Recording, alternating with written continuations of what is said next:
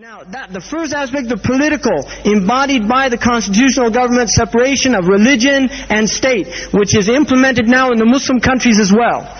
You see, they say the state religion of Egypt is Islam. Then why then are young Muslims, whether they're political activists or not, if they grow a beard and they go to the masjid for Fajr, they're either followed by police or they're put in prison. If the state religion, according to the constitution of Egypt, is Islam, then why are Muslims persecuted for being Muslims? Why? This is a question we have to ask. The state religion, all the Muslim countries have in their constitution, the state religion is Islam. Then why do they treat the Muslims the way they do, whether they're politically active or not? I mean, I'm not going to get into a debate about harakat and what's right, what's wrong about it. I'm just talking about simple Muslims that grow a beard and want to pray in the masjid, they're persecuted. If you're an old man, you can go, it's not a problem. Once you're all bent over and they know you're not going to jihad threat or something like that, right? I mean, even your takbir is pretty weak. They're not worried about it anymore. It's called ajuz. They don't care about the sheikh, that kind of sheikh. They care about other type of sheikh, not the old man. They're not worried about that. So this is the secularization of the world. This is what's happened. And they're doing it in Saudi Arabia. You will see the secularization of Saudi Arabia is taking place. I mean, the Saudis have never really implemented Sharia. They implement it on poor people. That's called jahiliyyah. According to the Prophet, hukm al-jahiliyyah is that you aqam al-hadd ala al-da'if wa tarak al-ghani. They apply the had punishment to weak people and leave rich people. That's jahiliyyah. That's not Islam. That's not Sharia, whether you cut off the hand or not. Population control is a type of seriousness. Who knows what they'll do?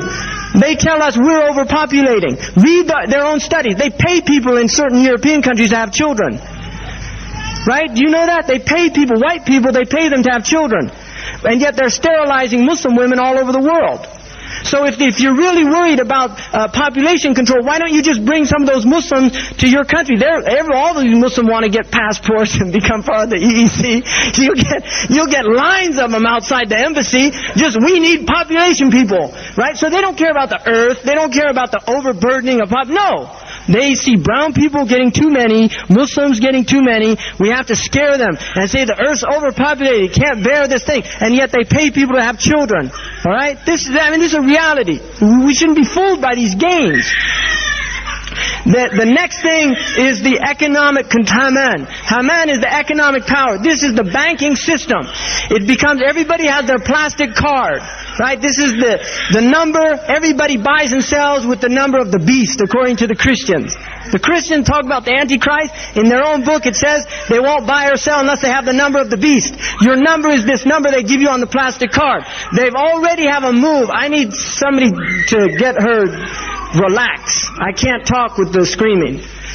That's an obedient baby. The next thing is the economic control.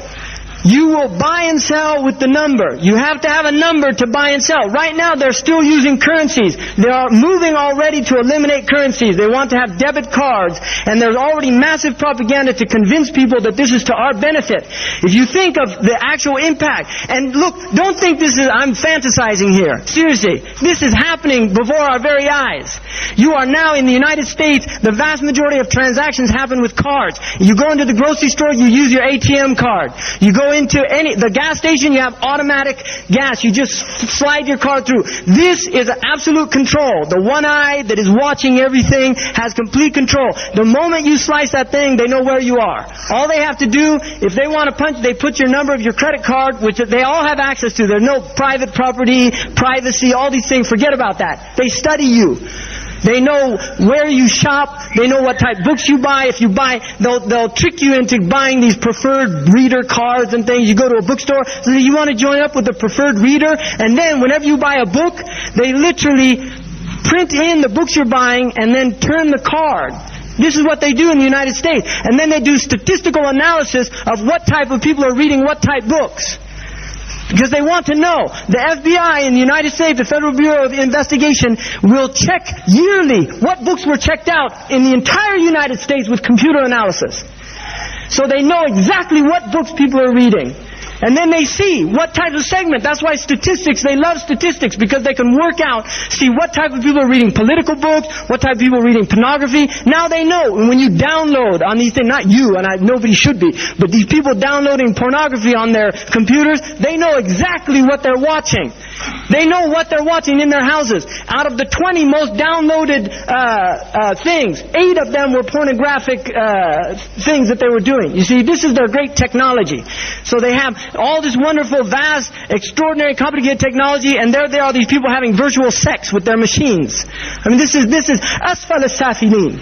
Look at what the shaitan does to human beings. Turn them into pathetic creatures in front of electronic impulses stimulating their neurological cells until they enter into this. I mean, this is pathetic. But this is their system. This is what it offers you. Virtual life, virtual philosophy, virtual religion, virtual communities, virtual sex. This is all, no, we want the real thing. This is a Muslim want the real thing. We want human transaction. So the next thing, this economic thing of the Dajjal system, is to eliminate money so that you only buy with the number. Everybody has to have a number. And they're moving towards it. This will also eliminate free trade between people. In other words, you have to pay taxes on everything that you do. And I'm not advocating that you don't pay taxes. Right? For people, we're in the United Kingdom, we respect the laws. I saw on a television program a Muslim telling them we don't have to obey the laws in the United Kingdom. Where'd they get that hukum from? What alim gave them that fatwa? If you don't want to obey the laws, make hijrah to a place where you follow your own laws. If you're living in the United Kingdom, you obey the laws. This is Islam. Because it's for maslahah.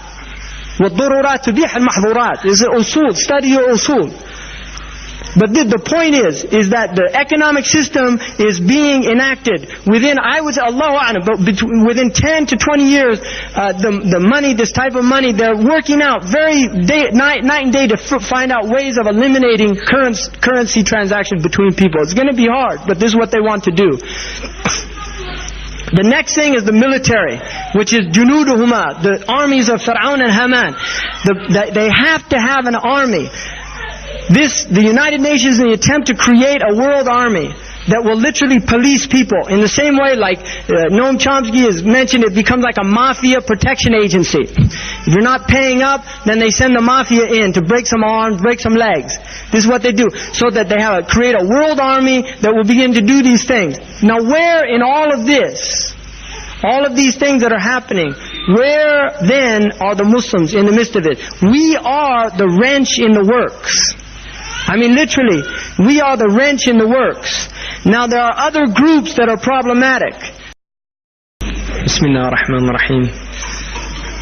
Where I left was about just these 3 aspects that are mentioned. Allah subhanahu wa ta'ala mentions of Fir'aun, Haman, and the Junud, which this trilateral aspect of control and domination is, you can see this again and again historically, but with this new world order, also along with the military aspect of the junud, or the minions, or the armies, is the propaganda war that takes place. And really, in the Western Hemisphere, this war has been going on for a very long time to literally control the minds of human beings, to take over the thought processes of human beings.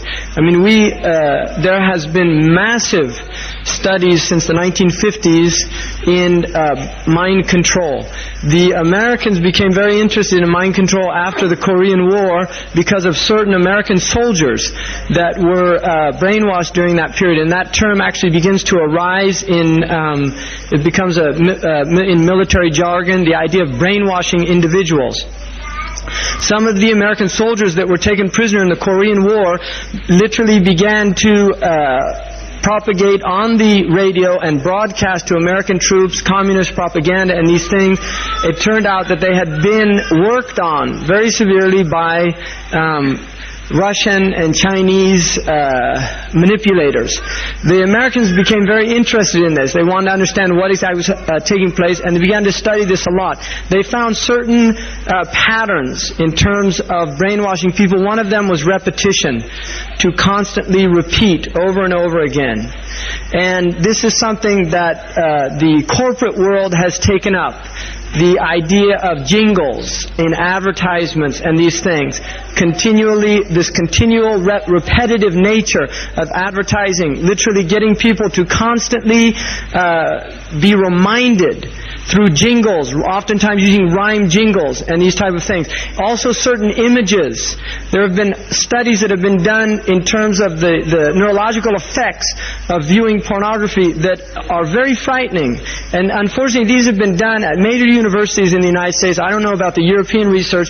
The studies that have been done in Stanford indicate some very frightening results of people that watch pornography, the effects that it has not only on behavior, what is termed cognitive dissonance, and the actual attitudinal changes that take place in order for a self to maintain integrity after being exposed to this constant sensual bombardment. So this is all part of this.